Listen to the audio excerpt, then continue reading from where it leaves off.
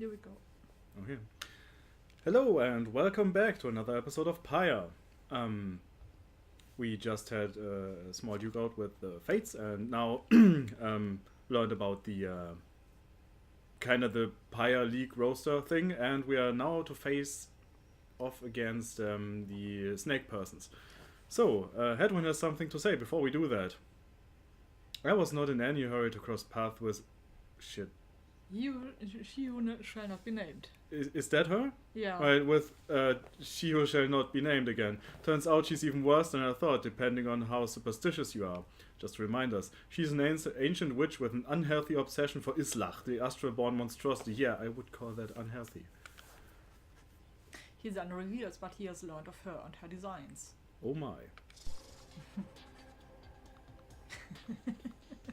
The witch who shall not be named. One of the bog dwellers and head of the Withdrawn, a triumvirate more interesting legend of Slurgh, the astral-born, than in the rites.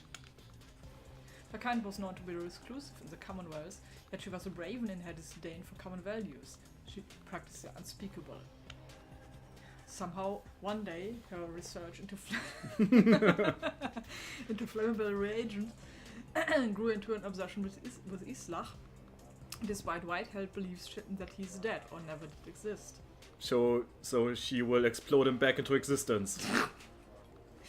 But she who shall not be named held that Slurgh is merely dormant and shall someday be reborn, with newfound hunger, which could only be sated by devouring the world. That sounds like a horrible plan.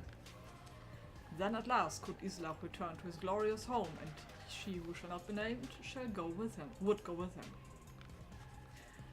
When Commonwealth officials showed up to take her, who shall not be named, in for spreading unrest, she was all too eager to comply.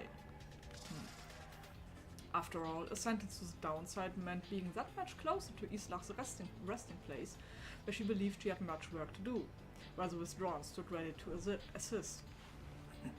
I don't know if we can stop whatever she's up to, but prevailing against her in the rights should slow her down at least. Anyway, good luck getting to sleep. See you in the morning. Well, thanks, asshole. You bid Hedwin a restful night. And kind, it is too late to take flight, so you expect to press onward come daylight. It's really like, Rita, I gotta tell you, the world will probably end. Sleep tight. Ooh. A new page revealed about the fate. Wow, so much new stuff. Alright, let's check this out. Wolfred's Wolfred's planner. Yeah.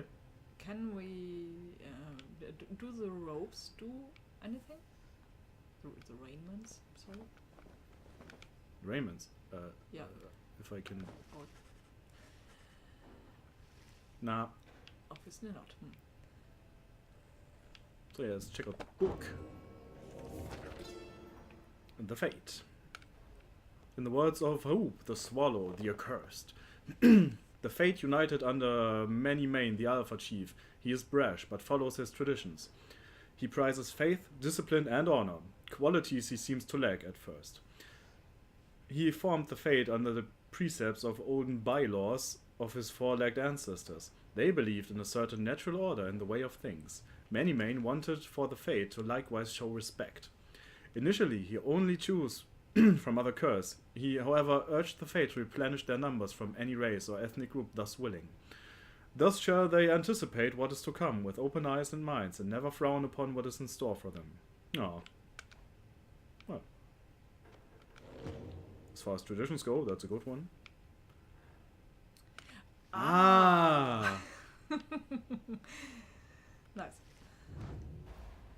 Holy fuck, why did we never find this? Shit. I think we did Fuck. that once in the beginning. I have Or did literally never seen this page. Alright, I have. But I think that might have been on my own playthrough. Alright, so I'd suggest that we do like a special 15 minutes or something where we just go through this stuff, and for now just truck on. Yeah. Because it's a lot of stuff, and yeah. Nice. How is there a common room? This is the window. Well, I guess the world is your common room then. Alright, Tay, what you gotta tell us? Tay seems very happy about something and has been chanting softly to herself. On closer inspection, however, she seems to be engaged in conversation with the wagon wall. Oh boy. And so, after the ride, he said to me, I think he said to me, farewell. Can you believe it, little brother? He said that, and then he left to go find Mr. Dalbert, who went on ahead. Alright, here's my theory. This wagon is, in fact, made from Sandalwood's relatives. And she's like an adopted sapling or something. Yeah. Sapien Pyrewood. And so I think that maybe we are friends now. Don't you think so too? We have a lot in common, don't we? Friends are supposed to have a lot in common, right? For instance, we are both fighting for those we care about, for those who helped us when we needed it. Is that not so? He's very lucky to have Mr. Dalbert, isn't he? She falls silent for a time, then... It cannot be that the Eight Scribes intended that all of us just have to fight each other all the time. It just cannot be. So many whom we face, they don't like us very much, do they? It's slowly at the top. Because if we prevail against them, it must mean that they cannot go home. Even if they really want to. So that's why they don't like us. Yeah, about that. Yeah, thanks for summing that up. Back home, when they told me to stop being me, I didn't like them either. Did she escape from an asylum or something? You know, you want to know what I think, little brother? I think that scribes put us together in all this so we can learn from one another and grow closer together as friends. That's what I think, little brother. And I told them so. And maybe the next time I see Alma and Mr. Dalbert again, they will be happier to see me then. She bounces off, noticing you as she goes. Bounce off. Hi, miss.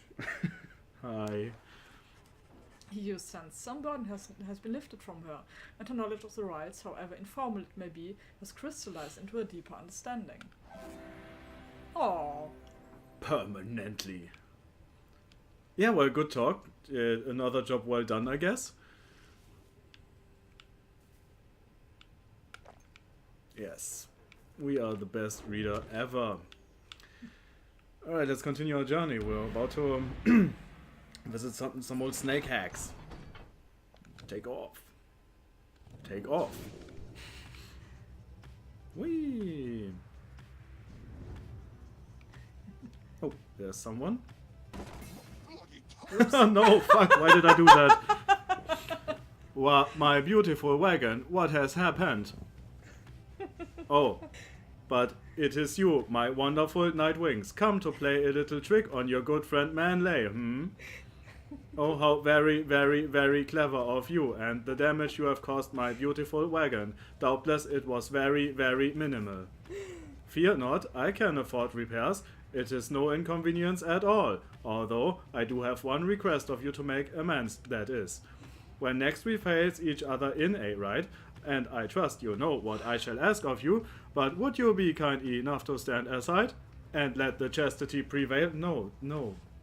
Not, I'd rather gurgle poison. Then we shall call it even, and when I return unto the Commonwealth, I shall see to it that you or your loved ones are suitably rewarded. Now, ta-ta. Yeah, we will think about Well, that. not in a million years, brother.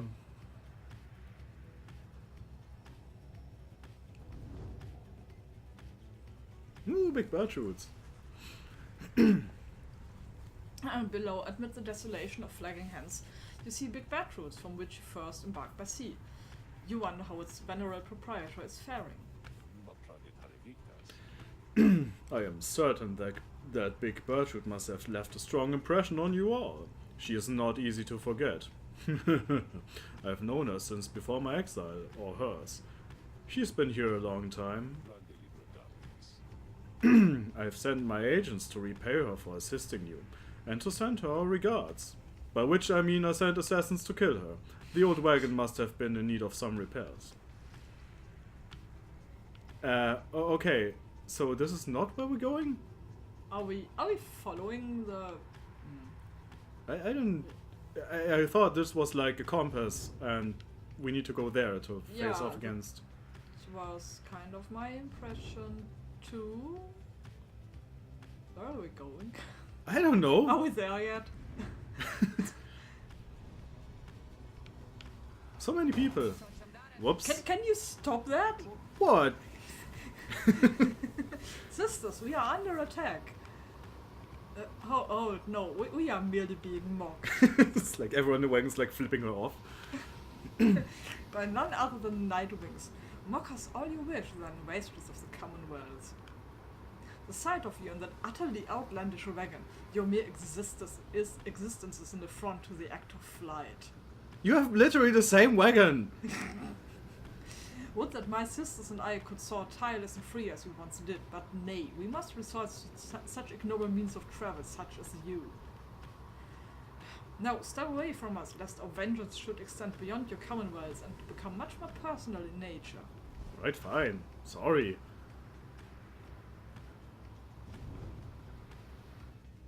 I think... no. I think the music is back on... What? No. No, it's not. No, Why it's is not. it... I keep hearing things. So... Is it... Jesus. The hidden glade of Lu is nigh impossible to find on foot, though there it lies below us, protected even now by the enchantment of Lu's Glorian 100 Mines. okay. I understand the river named for him is rather famous in your commonwealth. The mouth of that river Glorian opens wide not very far from here. The river Glorian, the largest river on the other side, which cascades down eternally into the downside. Be gone to distant lands beneath our own, more suited to your kind. From the sentencing ceremony. It was there that limbless Arizech was defeated, turning the region lush and livable, at least for certain denizens. Although, of course, not everyone believes this.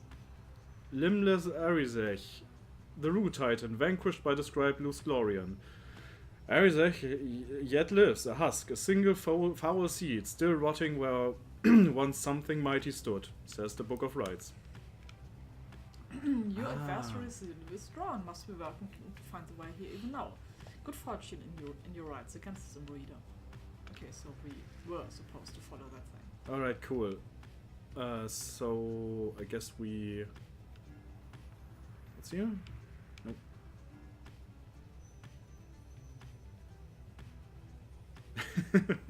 I know a really good Stardust dealer around here.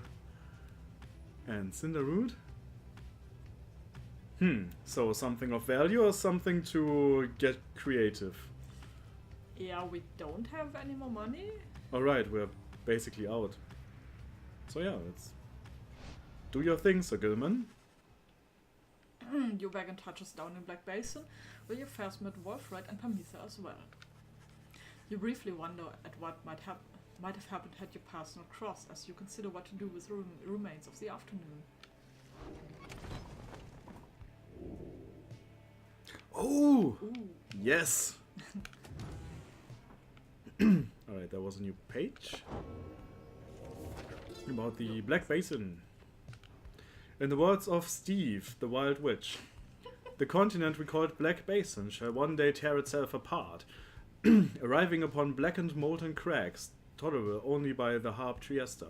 We pressed onward toward suffocating wood. I didn't do the snake voice.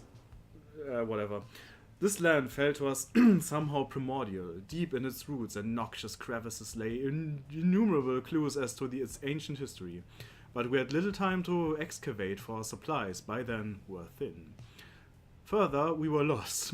Our best attempts at circumnavigation all had failed. It was Luz Glorian who reached out at last unto the stars, and they showed us the way. Then we at last could see the sacred Mount Elodiel there in the distance. Well, good for you. Alright, beyond our crystal, what you got? Once more you have returned to me. What is it, reader? Yeah, Scribe, I'd love to talk, but... You need but ask, my reader, and you need but indicate who is to be my student. Well, the fabulous Sir Gilman, of course. I think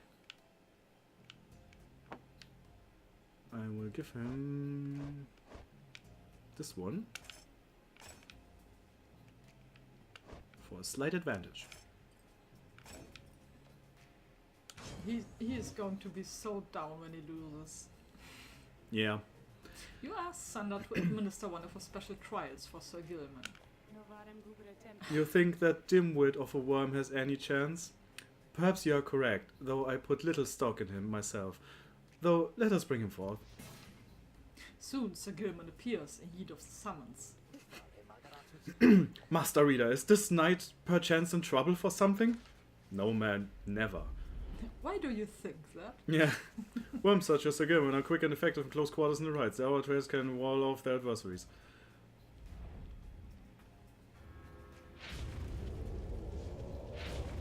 Alright, let's see how this goes.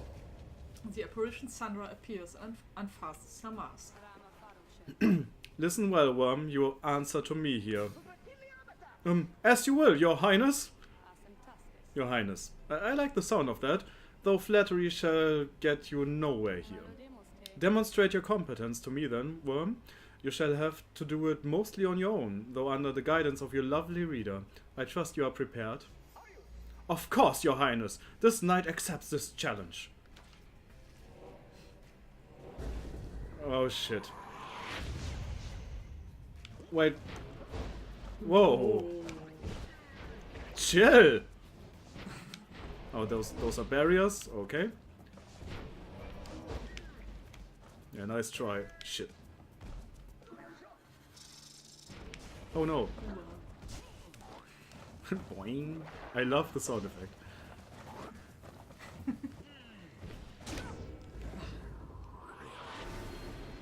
Noise.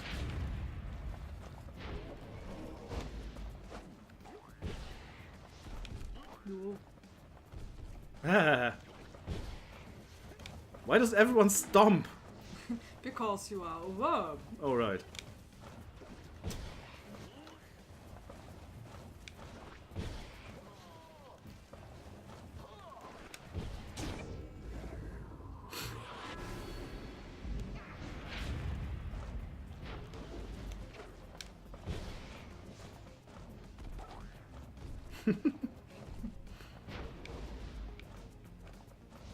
Go away. Oh shit. Whoa. Ah! No. Shit. Mooncrest! Where's the ball?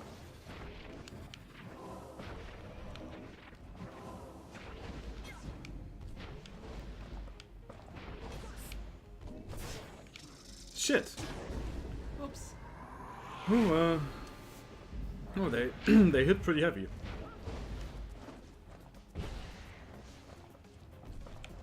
Fucking goal camper, get out of there.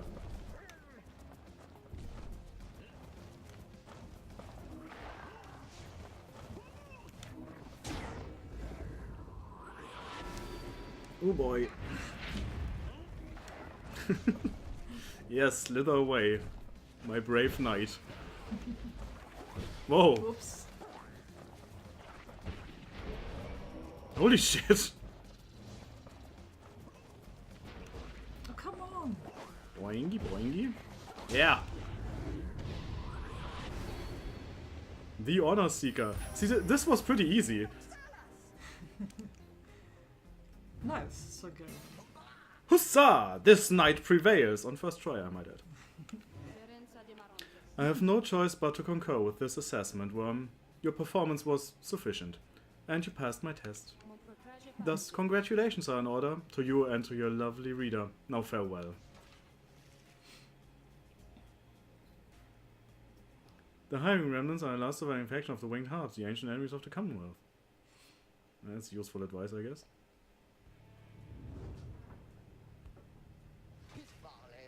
Master Reader, this knight is humbled after having passed that sorcerer's test. Ah! By the scales of Under King Horus!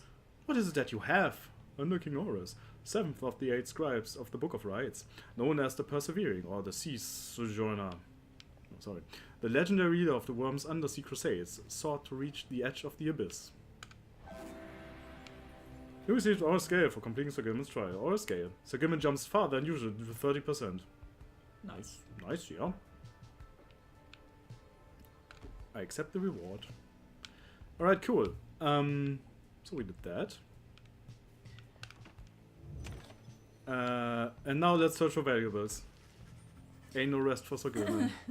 You and Sir Gilman spent much of the day searching through the thick underbrush of Cinderwood until at last... Hark! This knight has spotted something with his keen eye. Mushrooms. What? Wow, that's impressive for a mushroom. Yeah, they're probably psychedelic. Probably, yes. So, we didn't want to search for drugs and we get drugs. Oh my god, what do you people want? Yes, Hedwin, what is it? Any more depressing advice? You find Hedwin rather lost in thought about something. He looks over as you approach. Oh, oh, I'm sorry. I don't know.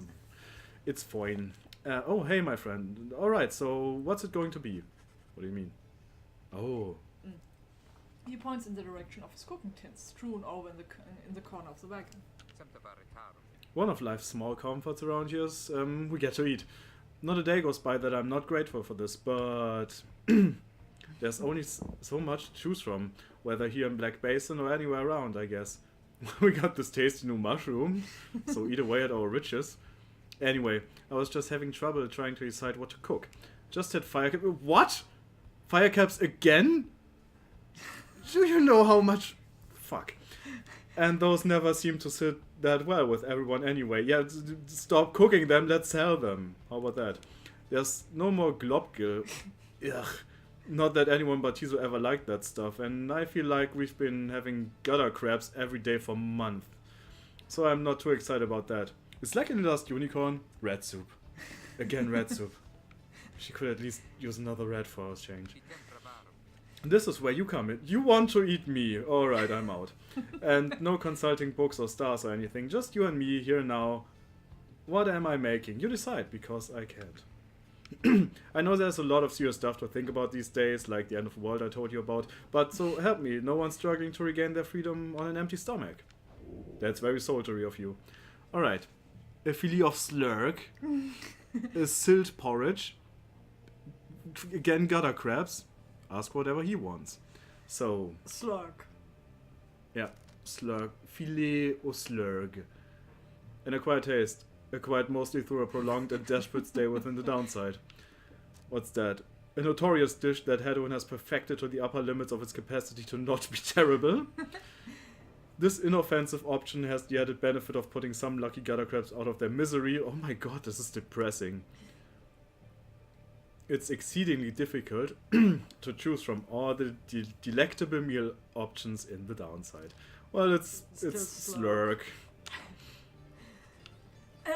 You express a preference for Hedwin to cook up a fillet of slurgh for you and everyone this time around. He easily detects the hesitation in your voice. Why? Slurgh is awesome. We didn't hesitate. Come on, man. You can't possibly mean that, but I'm calling your bluff, my friend. Fillet of slurgh it is. Try not to worry, I'll make sure it's cooked all the way through. Everyone loses 20 hope. Yeah. Now lend me a hand here with this stuff, would you? As you assist Hedwin in preparing the fillet of slurgh, the two of you get talking about the past. The reality of cooking in the downside has a way of making him nostalgic. No. Life on the blood border wasn't that much easier than trying to get by down here. The hiring remnants could swoop in any time. The blood border. A northern metal band at the edge of the Commonwealth with a flat and vulnerable expanse. They were so good at picking the worst possible occasions for us. The time they showed up and I was nowhere to be found, I must have told you about that. No, actually not. Not in this life. On the contrary, he has seldom revealed much about his past to you. Well, either way, I don't think I ever told you much about Fikani. Oh, she's gorgeous. Fikani, someone for whom Hedwin cares deeply. They were separated in the Commonwealth. I was writing the relay an order. I was writing to relay an order when she called me out in the open. She could have had me, but we just stood there, you know. I'd never seen anything like her. It's like the World War and Christmas armistice, but with harpies and nomads. And her voice, she says to me, "You ought to be more careful with your life." What's this? A nomad caught off of his guard? And I just say, I'm not the type to say such things, but it's all I could think of looking at her then. So I just tell her it was worth the risk. Oh, steamy. Anyway, she spared my life, of course, after this pickup line. And when we saw riders heading toward us, we were just... I looked at her, she took hold of me, and we just took off. I didn't want to leave her, and I didn't for a while. He trails off for a while. Soon after I came back, I went off in search of her again. This time, though, the risk I took, a lot of people paid for it. The harps attacked when no one was there to raise the alarm. Good job. A few days later, Hedwin the Deserter was sentenced to exile. And now, he's about to cook some fillet of Slurgh. Wow, what a walk of life. Thanks for your help, my friend. I can take it from here. See you shortly. He heads out into the afternoon. You sense he feels more at ease after having spoken with you. So I wonder what happens if you actually inquire about that before this opportunity? Does he say something different? No, he tells you. I did. Right. I'm playing a short while behind us, and he just tells you. Alright, but what would he say now? He wouldn't tell the same story twice, right? I see. I guess that you either don't have this conversation or have it with someone else. Huh. Interesting illusion of choice concept. I, as a game developer, agree. Ooh. Give thanks for the fillet of Slurgh. Well, yeah, thanks for telling us. Now that we know there's a roaster biography, this is... Wait. Sorry, I have to... Since when do we have a lava lamp?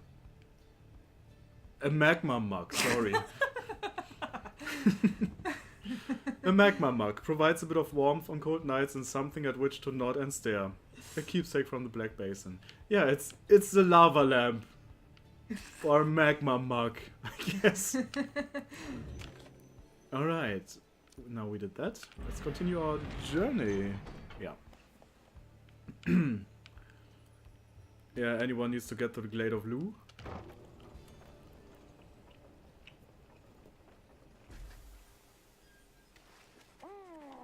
Oh my god. Here in the dense foliage of Black Basin, you encounter a messenger imp come to deliver news and rumors from the other side. Black Basin, black glass, searing vapors, strangling forests mark upon the forsaken lands that loom across the sea. The Eight Stripes first discovered this, the northern landmass of the downside. Wait, what? The news this time pertains to Jodariel, whom you liberated at the fall of Solium. Did we ever get a message? No, right? No. Yeah, who was there to ride us? Yeah. No one. No one. Any news on... No. You learn Jodariel's past transgressions have all been forgiven. She soon was to be reinstated on the blood border on the presumption that she wanted her old status back. But yeah, sure.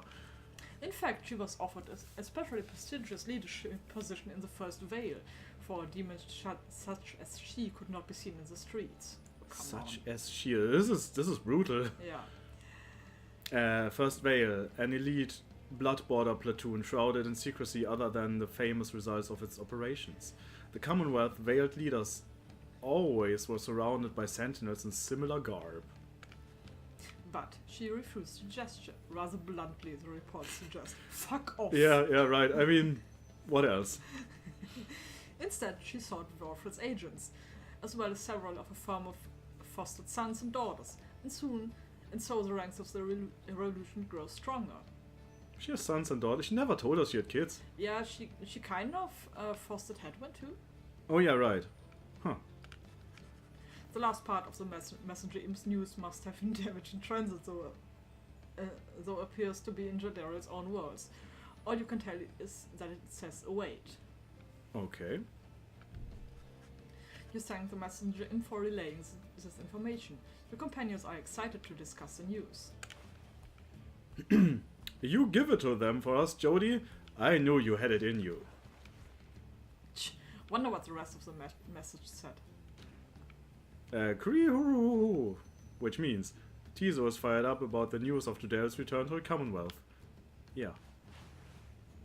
Do you think she still has her horns now that she's back up there? Why wouldn't she? Is that a demon thing? It is, yeah. Yeah, horns, of course, but like, do they regress if they're not in the downside? I don't think so. Well, there's nothing she can't handle. I miss her bad sometimes, but I'm glad she's alright. We all are, Edwin, we all are. She is an inspiration to us all. Or to this night, she is at least. The news of Jodell's liberation fills you and your fellow exiles with newfound resolve. Oh my god, we got hope for days. Yeah. Let's wish her luck.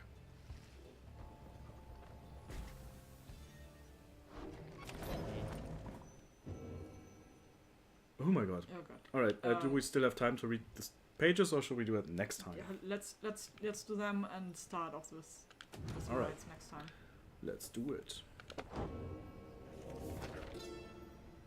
The scribe's deeds. In the words of Golgothanian, the Master General, I wish to be remembered not for boastfulness. Thus, I refrain from detailing our exploits across the land, save to say that they were numerous. What's it called? Humble bragging? Yeah. Know that only through our combined strength of arms and wit did we withstand the savage land. Such were the monstrous dangers that it posed. I came to see that all the terrors which I heard at bedside in my youth were based entirely in fact. So great they were, they blotted out the sky. Such was the evil that we vanquished, that the remnants of it yet shine under the stars. And, in the end, it was the stars which guided us towards our truest calling. I guess this one? The Glade of Lugh.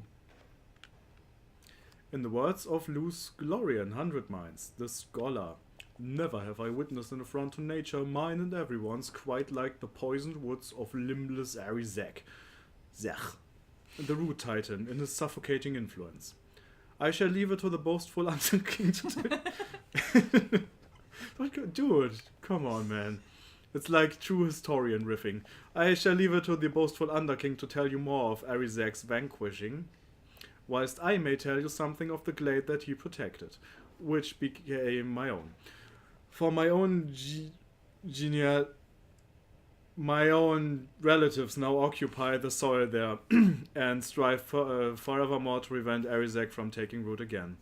The brambles of the glade are constantly encroaching on themselves, then falling once again to dust. This miraculous cycle reflected in the starlight piercing through the canopy needs to be witnessed whenever the stars invite an audience. It's always like I read the words, but I'm lagging a bit behind in understanding them, because it's such a blah blah blah blah blah blah. I'm a historian tree. Alright, it was only those two, right? Yeah. Awesome. Cool, and with that useful information, we say goodbye until next episode.